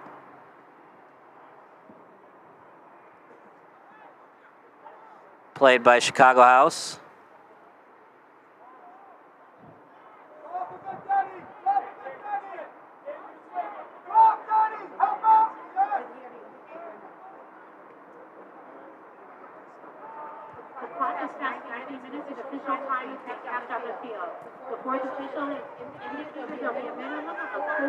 Ball loose.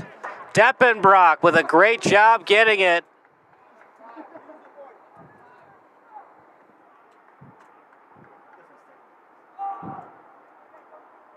Deppenbrock's made some saves. Valken's been tested more, so if I had to pick which netminder was better, probably Valken.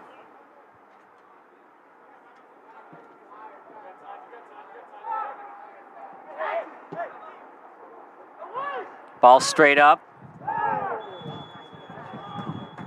It's outside the box. It's close, though. It was almost in the box. That would have been a penalty kick.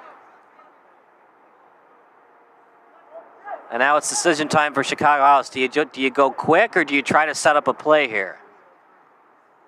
Taking the kick is going to be Kim. As Kim takes his time. I think you just try to break through the wall. What some people try to do is they'll kick it straight at the wall. Now what's going on? Some pushing and shoving. Surprised that wasn't a red card.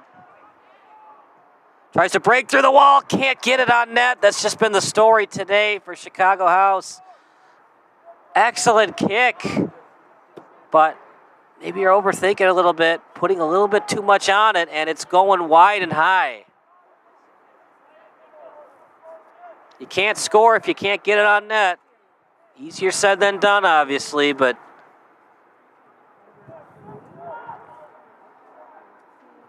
that one hurts, though. They had a free kick from 17 meters out, and they couldn't capitalize.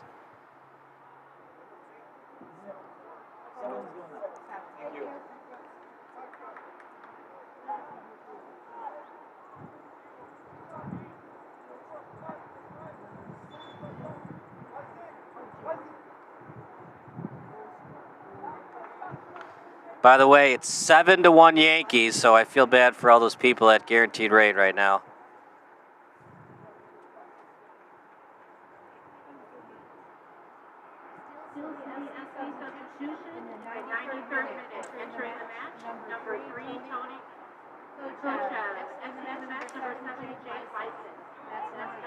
Haven't heard any fireworks from over there. Gonna go with Lysick, man of the match. In hockey, they do the 3 stars. Not too common in soccer. If I had to do the 3 stars, number 3 Lysick, number 2 Deppenbrock. Valken made some excellent saves. I mean, this could easily be a 3-0 game tonight. He was just brilliant. You could go either way. Deppenbrock 1, Valken 2. But, I mean, Valken was just phenomenal. I mean, you got to remember, Chicago House was playing off their heels for the first 10 minutes. And I don't even think that Steel City's going to try this free kick. I think they're just going to try to kick it out of bounds.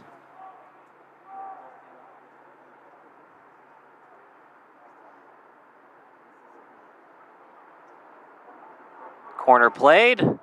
Knocked out by Chicago House. They've got one more chance. Overhead pass coming up. At this point, you just got to kick it straight up and have somebody chase it. That's not what you want. You can't play it out the sideline because that's what Steel City wants. They just want to kick it out of bounds. Past 94 minutes, this is it.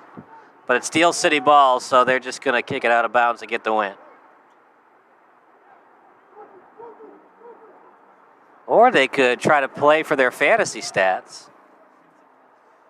Try to get another goal.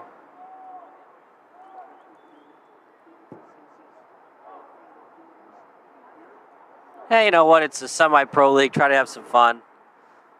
In a playoff game, they'd probably just kick it out of bounds. That'll do it. Velkin can't believe it. He had a great game, but not enough, as the offense was not there for Chicago House.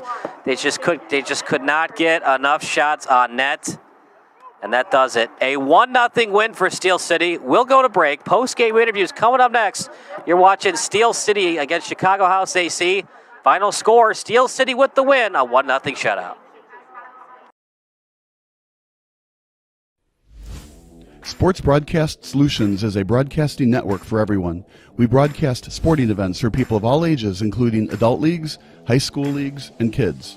Complete with professional-looking graphics, broadcasters, color analysis, and commercials. We do pre- and post-game interviews with the players. In addition, Sports Broadcast Solutions does highlight films, including college recruiting reels, highlight films you'd see on sports news programs, and just simply highlight films for fun. Sports Broadcast Solutions also provides raw footage and live streams if you'd like. Subscribe to us and listen to our professional talk videos about relevant topics in the pro and college ranks. Whatever your sports broadcast needs, contact us at sportsbroadcastsolutions.com and become part of the digital world. It's May 26, 2002. Game 4 of the Western Conference Finals is taking place between the Sacramento Kings and the Los Angeles Lakers. With the Lakers down by 2 in less than 10 seconds remaining, one of the NBA's winningest franchises is very close to succumbing to an insurmountable 3-1 deficit. And while the Kings are in a great spot to win on the road, they probably shouldn't even be in this extremely stressful situation. If the Kings can hold on for the win, they'll be one step closer to reaching the NBA Finals for the first time in over 50 years. All they need is a defensive stop without fouling. And for the Lakers, they need a clutch contested shot to avoid losing their second straight home game against their in-state rival. But there's so much more happening here besides a potential 3-1 series edge or 2-2 series tie. To fully appreciate the magnitude of what happens next for both teams' fan bases, we have to do our due diligence. We have to research as much as possible. In layman's terms, we need to rewind.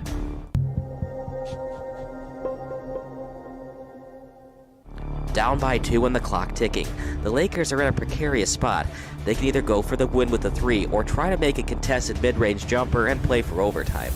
The Lakers used to own the Kings in the postseason. Shaquille O'Neal even compared the team to their female counterpart in the monarchy system. We're not worried about the Sacramento Queens. The Kings are now playing the Lakers for the third straight time in the postseason. After nearly pulling off an 8-seed versus 1 upset in 2000, Sacramento is trying to avenge last season's playoff sweep at the hands of the two-time defending champions. Going into the 2002 postseason, the Kings were 0-5 in all 5 of their road games at the Staples Center. But things are different this time around, as the Kings won Game 3 in LA just 2 days ago.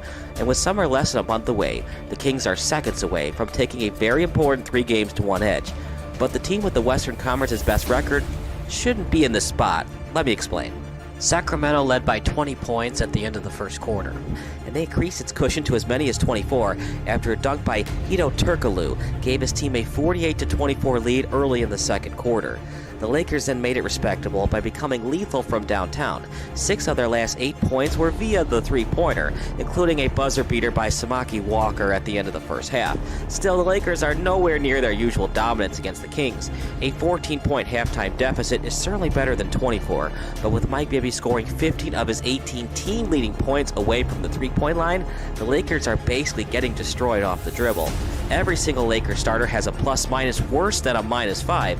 Devion George's 7 points off the bench are quite possibly keeping Los Angeles in the game, and for the Kings, they could practically smell a trip to the NBA Finals.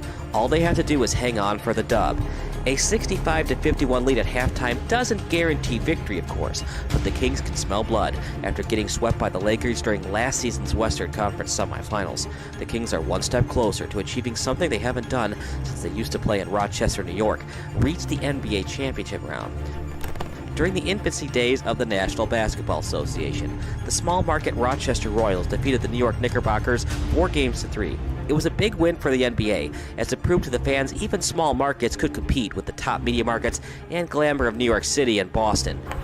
However, even after the team moved to the Rochester War Memorial Arena in 1955, the Harrison brothers were forced to move the team to Cincinnati in 1957, and while the Cincy Royals got close to getting back to the NBA Finals in 1963, those pesky Boston Celtics eventually defeated them 4-3 during the Eastern Conference Finals. In those days, the EC Finals were known as the Division Finals, and the Royals returned to the Division Finals in 1964. This time around, Boston easily took care of Cincinnati in 5 games, despite Oscar Robertson scoring at least 30 points in 3 of those games. Robertson, Jerry Lucas, and the Royals returned to the playoffs 3 straight seasons from 1965 to 1967, only to meet their kryptonite in the Philadelphia 76ers and the aforementioned Celtics. And by the time 1972 came around, the Kings were forced to relocate between Kansas City and Omaha, Nebraska. Kansas City became the Kings' permanent home during the 1975-76 season, and they stayed there until the 1985 regular season concluded. The last time the Kings advanced to the NBA's version of the Final Four, they played their home games in Kansas City. The Houston Rockets took care of the KC Kings in 5 games that series in 1981, and even during their time in Kansas City, the Kings got swept by the Lakers during the playoffs. That time around, it took place in the 1984 postseason. So if NBA fans take their Kansas City days into account, the Kings are 0-3 in the playoffs against Los Angeles. And for Kansas City fans who still follow the team now that they're in the capital of California, it's personal. So if the Lakers think Peja Stojakovic, Chris Webber, and crew are going to ease up on the home team in the second half, they have another thing coming. Not only have the Lakers been a thorn in Sacramento's side, but they also had the Utah Jazz on the ropes during the 1999 NBA playoffs, only to lose by 1 in Game 4 and during overtime in Game 5. But the Lakers had more than just Kobe Bryant and Shaquille O'Neal to bail them out of trouble. Robert Horry, or Big Shot Bob as he's sometimes called, is no stranger to the pressure cooker. When Horry was in Houston, the Rockets won back-to-back NBA titles during the Michael Jordan brief retirement years. Incredibly, Horry was almost a Detroit Piston, but the Horry for Sean Elliott 1-for-1 deal was rescinded once Elliott failed a physical because of health problems. According to Horry, when Elliott failed his physical, it inevitably saved his career. Horry then rewarded his Rockets team with a game-winning jump shot during Game 1 of the 1994 Western Conference Finals against the San Antonio Spurs, and then basically iced Game 3 of the NBA Finals with a three-pointer to make it 104-100 Rockets with 14.1 seconds left. The Rockets, of course, defeated the Spurs and swept the Magic to win the NBA championship. Horry, Clyde Drexler, Hakeem Olajuwon, and the Rockets then rallied as a 16 in the Western Conference to win a second straight NBA title in 1995. However, after coming short of a three-peat in 1996, Houston's front office decided to move Horry, Sam Cassell, and a couple of other players to Phoenix in exchange for future Hall of Famer Charles Barkley. The Phoenix trade didn't work out that well for Horry, and after Horry had a notable on-court altercation with head coach Danny Ainge, Horry's towel throw at his head coach made his days in Phoenix numbered. The Lakers pounced at the chance of acquiring a 2-time NBA champion. It only cost them Cedric Cabellos in the 1997 deal. The Horry trade was done to give the team more of a veteran presence than a legitimate scoring threat, as Big Shot Bob averaged more than 11 points per game in just one of his Houston seasons. However, while not a big factor in the postseason the last 2 NBA Finals for the Lakers, Horry was still big against the 76ers during the 2001 Finals. 12 of his 15 total points came during the fourth quarter of Game 3. During Game 4, Horry knocked down 3 of the Lakers' 10 three-pointers en route to the win. Would Horry be needed down the stretch of this crucial Game 4? Quite possibly, since he basically stole away the starting power forward job from Samaki Walker, and by the time the third quarter ended, Horry was once again a thorn in the opponent's side. The last 3 points of the quarter came because of Horry, as the former Rocket and Sun drained 3 of his 4 shots from the free throw line. Just like that, the once proud 65-51 lead for the Kings is now just 80-73 entering the fourth quarter. But the Kings need more from Bibby if they're going to notch the victory. After scoring 18 in the first half, Sacramento's starting point guard has become a ghost. Bibby scored just 3 points in the second half, and the Kings now have to rely on Vlade Divac to get them critical buckets down the stretch. In a twist of fate, Divac used to play for the Lakers, but when Kobe Bryant was drafted by the Charlotte Hornets in 1996, Lakers general manager Jerry West fleeced the Hornets with the trade of the century by giving them Divac for the 18-year-old Hooper. While Divac is not a terrible player by any means, Bryant is one of the NBA's all-time greatest players. Divac wasn't happy about the trade, and he originally threatened to retire rather than move to North Carolina. However, the Serbian center relented on his retirement idea, and the trade became official on July 9, 1996. So not only are the Kings trying to avoid several postseason disappointing finishes at the hands of the Lakers, but Divac would like nothing better than to stick it to his former employer. And he's played great in the second.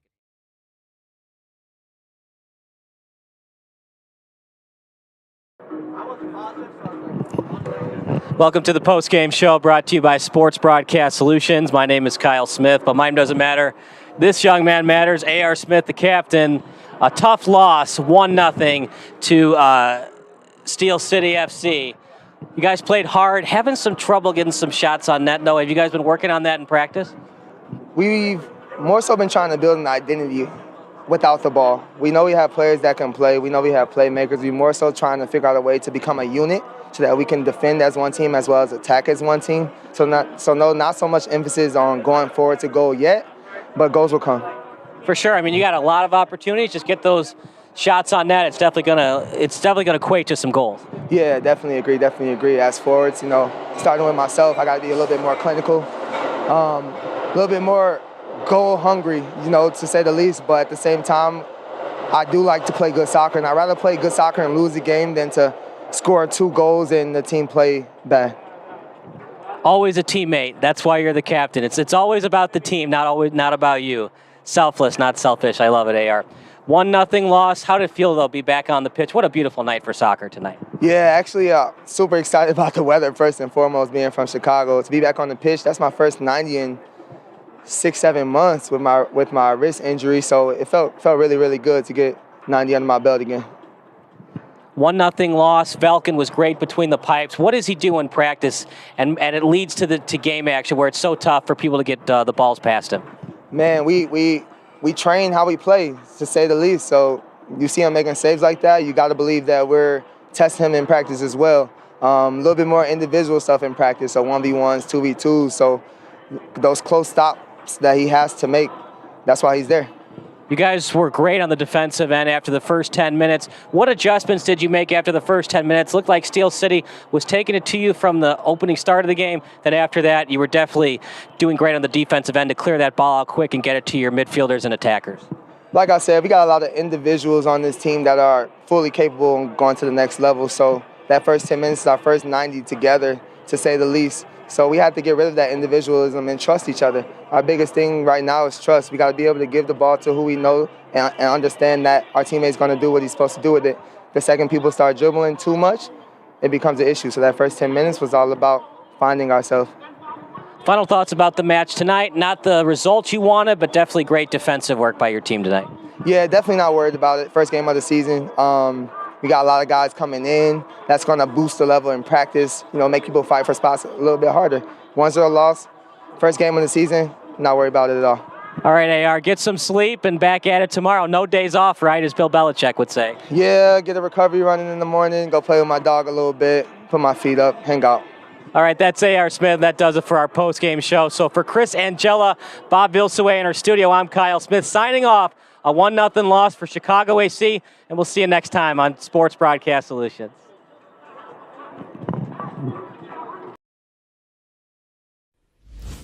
Sports Broadcast Solutions is a broadcasting network for everyone. We broadcast sporting events for people of all ages, including adult leagues, high school leagues, and kids. Complete with professional-looking graphics, broadcasters, color analysis, and commercials. We do pre- and post-game interviews with the players. In addition, Sports Broadcast Solutions does highlight films, including college recruiting reels, highlight films you'd see on sports news programs, and just simply highlight films for fun. Sports Broadcast Solutions also provides raw footage and live streams if you'd like.